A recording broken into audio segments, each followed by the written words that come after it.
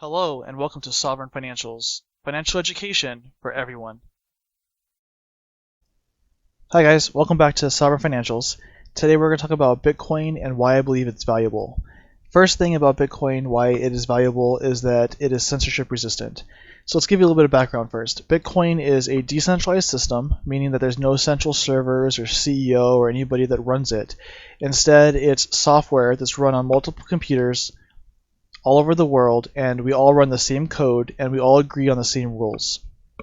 So you're not able to really change the rules of consensus without getting everybody in the world that's running the software to agree to a change, which is very difficult to do. Now, since there's no central server or person in charge, there's nobody to block transactions. So transaction from person A to person B goes directly from person A to person B without having to go through any intermediaries that could potentially block a transaction. Now, since person A, as soon as they pay their fee and they say who they want the Bitcoin to go to, it automatically goes to them and there's no one to stop it. Therefore, it is censorship resistant, meaning that nobody can stop that specific transaction. This would be pretty important in terms of, let's say you wanted to buy a Lamborghini, and let's just say it was from Russia. If you sent a $250,000 wire transfer to Russia through your bank account, not only would the transaction be blocked, but your bank account would probably be shut down, and you would be investigated on probably both a company level, a state level, and a federal level for possibly doing some sort of nefarious activity in Russia when really you're just trying to buy a limited edition Lamborghini. Now, our first example here is PayPal. This is back in the day of WikiLeaks, before Snowden, I believe, even released the information in regards to some government activities that most people would not probably agree with in terms of spying. And this just shows the PayPal freezes WikiLeaks account. So WikiLeaks was dependent upon PayPal for donations in order for them to function and run. PayPal didn't agree with some of the actions they were taking, therefore cut them off, said, hey, we're not going to let no more money pass through us to you, and therefore WikiLeaks was cut off. Since then, WikiLeaks has found another way to get money into them, but this is one of the dangers of a centralized system, in that not all your transactions can go to the people that you want it to. The second one here, this is more recent. This is when PayPal once again blocked funds going to from going to Alex Jones, runs the InfoWars website. PayPal didn't agree with his political opinions, said that he supposedly had some sort of hate speech, and therefore said we are no longer going to allow anyone to send money to InfoWars, which is just a information website, and he makes some YouTube videos because they didn't agree with his political vision. Once again, censoring his transaction. Another quick one here is Citigroup. This is back after the Las Vegas shootings. Citigroup restricts gun sales by business customers. So Citigroup said, hey, you know what, we don't like people buying guns. Even if it's in a completely legal environment, we don't like gun sales, therefore you're not going to be able to use Citigroup's credit cards, debit cards to buy guns. This becomes a very a very slippery slope, because let's say next, like, hey, we don't like cigarettes.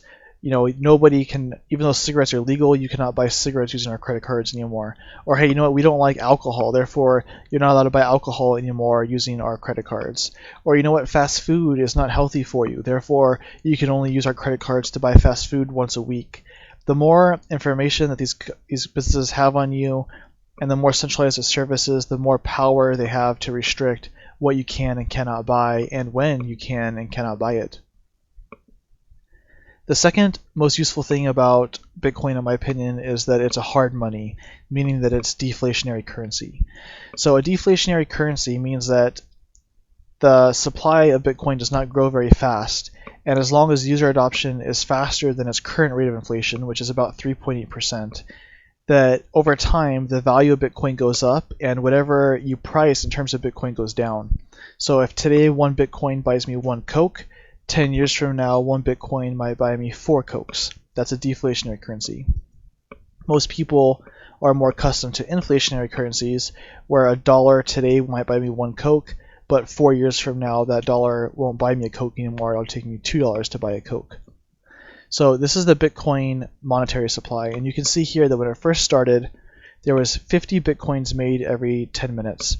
And this goes to miners. And what mining does is it basically pays people, which are the miners, to run software to verify transactions that happen on the Bitcoin network. Since there's no centralized service that's verifying the transactions, anyone can run their computer or specialized hardware to verify the transactions. The first person that verifies essentially a 10-minute block worth of transactions gets Bitcoin. So in the beginning it was 50 Bitcoin every 10 minutes. And you can see here that there's a pretty rapid rate of inflation in the beginning. Now every 4 years, this is built into the code. So in 2012, instead of it being 50 Bitcoins every 10 minutes, it went down to 25 Bitcoins every 10 minutes. And you can see that this is the rate of inflation initially, and then once it gets cut down, the rate of inflation goes down. And then in 2016, which is right here, coming down, it went from 25 Bitcoins every 10 minutes to 12.5 Bitcoins every 10 minutes. And you can see that now that is basically slowing down the curve. And this is a little bit of an old graph. We're actually right about here on this, coming across here. And in 2020, once again, it'll be cut in half. So instead of 12.5 Bitcoins every 10 minutes, it goes down to 6.25 Bitcoins every 10 minutes. And this is the compensation that miners are getting for verifying all the transactions.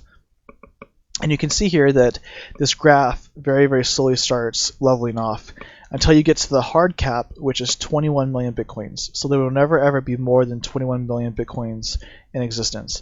This is actually a very small number because if you think about the total amount of people in California alone is 32 million, that would mean that not everyone in just California could have one full Bitcoin. Or if you look at the US population, there's about 350 million people, so not everybody in the US could have a full Bitcoin. So with this inflation supply basically getting smaller and smaller, and every 4 years the amount of Bitcoin being produced per year gets cut in half. The cap of Bitcoin will be 21 million, and this happens in year 2140 approximately. We're not even in 2020 yet. So that means that we know what the exact monetary supply will be of Bitcoin for the next 120 years. Now, if you compare that, so for Bitcoin we know 120 years, if we compare that with the Fed, which we don't even know if they're going to do quantitative tightening or quantitative easing, are they going to increase interest rates, are they going to decrease interest rates, are they, so is it QE or is it QT? We don't even know what they're going to do with this stuff in regards to December, right? They say that they will be doing they will be increasing interest rates, so we do quantitative tightening, and they most likely will, but still they look at the numbers and then they get to make their opinion up upon what they should do. So we have no idea what the Fed's going to do, but we know exactly what Bitcoin's going to do for the next 120 years, which is pretty good. This is mathematically based. This is just like opinion and human based, which is kind of hard to determine what they'll do with that. Now this becomes really important when you look at countries that don't run their money system in a good way, right? So Argentina inflation rate hit 34% in August of 2018. That's right here. They've had really high inflation rates in the past, 20,000 in the 1990s, which is just absurd. But if you can look here, that inflation always becomes exponential at some point because, like I've said in my previous videos, debt grows faster than both income and the money supply.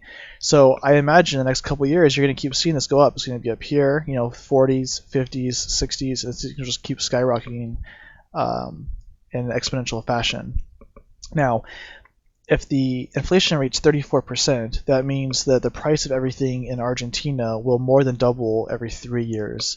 Which at that point it's not worth even holding the Argentina peso. It's not worth trying to invest in Argentinian money because anything that you try to do will not be even be matching the rate of inflation there.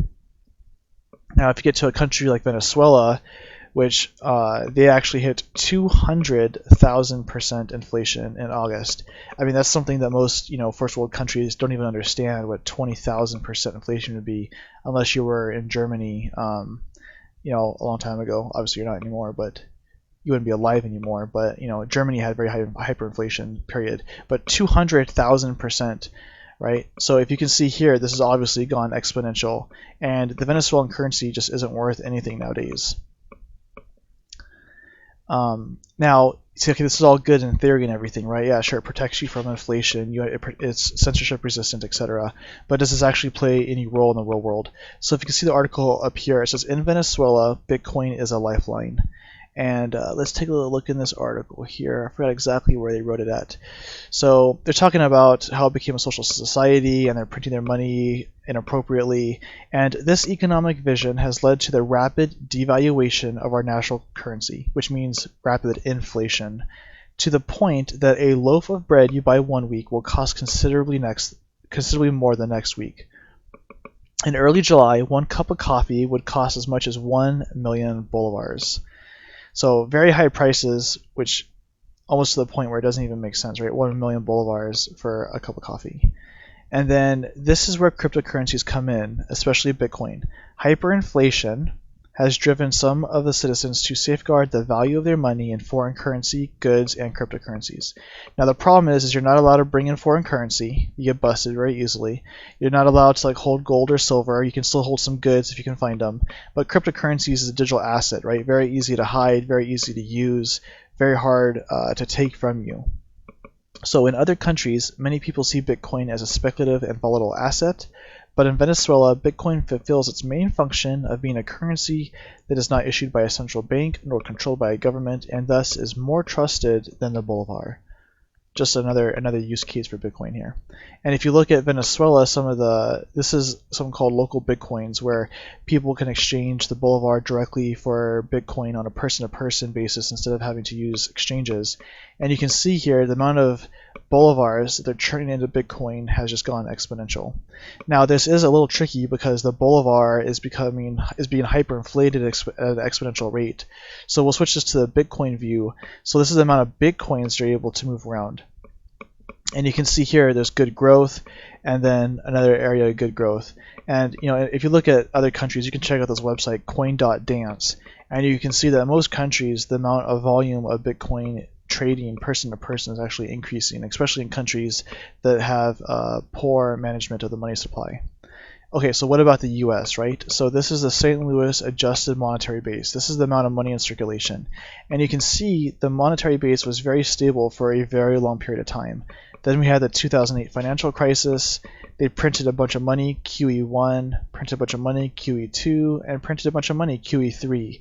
So the growth in the monetary supply there is absolutely huge. Now they're doing some tightening, but still the amount of growth from here all the way to here is quite a bit. Now inflation, if you notice, hasn't been that crazy, right? And that's because inflation is equal to the monetary base, how much money is out there, multiplied by the velocity of money. So we'll say money velocity. So you have to multiply these two in order to get inflation. So the monetary base is already very high, right? So that must mean if we don't have a ton of inflation, that must mean that the velocity of money is low. So let's take a look at our next graph here. So this is the velocity of the money supply, and velocity of money means how fast money is changing hands from person to person. $1 that someone's holding in their piggy bank at home that's not moving is not going to cause inflation. But $1 that is traded hands 100 times a day is going to cause some inflation. So since 2008, the velocity of money has actually gone down. Now there's probably a couple reasons for this. My personal belief is because I think a lot of the money that was printed was actually put into stocks and bonds. And if you have a bunch of money in stocks and bonds, that's basically like putting it in a piggy bank where the money is not circling around. But if people say like, hey, you know what, I want to sell all my stocks and start buying some stuff, or I don't want to hold dollars anymore, I'd rather hold something else, whether it be like real estate or Bitcoin, etc., then the monetary velocity of money goes up. So then you have the inflation is equal to the monetary base, which we already know is way up, and then multiply it by an increasing velocity of money, right? And then you would have an increase in inflation. So inflation would hit once we start having the money that's invested in stocks and bonds and treasuries start being sold for other purposes to actually buy things, which can cause a rampant inflation for us. And this is probably part of the reason why the government or the Fed is starting to tighten monetary policy, to at least bring the monetary base down a little bit. So this is another way of looking at inflation. This is something called shadow stats. I highly recommend you take a look at it if you haven't yet. But if you look at this red line here, this is what's reported by the Bureau of Labor Statistics. And they're the ones that are responsible for saying how much inflation is out there. And according to the BLS, there's about 2.5% inflation. Now, if you go back to a 1990 based formula of how the CPI, the Consumer Price Index, was calculated, inflation is actually closer to 6%. Now, if you look at a formula based on our 1980 CPI, inflation is actually closer to 10%, and the BLS is only reporting 2.5%. You have to remember there's a huge incentive for the government to underreport, or specifically the BLS to underreport inflation, as stuff like Social Security and disability, those are tied to inflation. So the more inflation there is, those payments have to be increased according to inflation. So let's say there is 2% inflation per year. Okay, fine. They only have to increase the Social Security benefits by 2% a year. Now, if there's 6% inflation per year, that becomes a big burden. Now they have to increase the Social Security payments by 6% a year, and that's a huge liability. It's a huge expense for the government, which would create a huge deficit.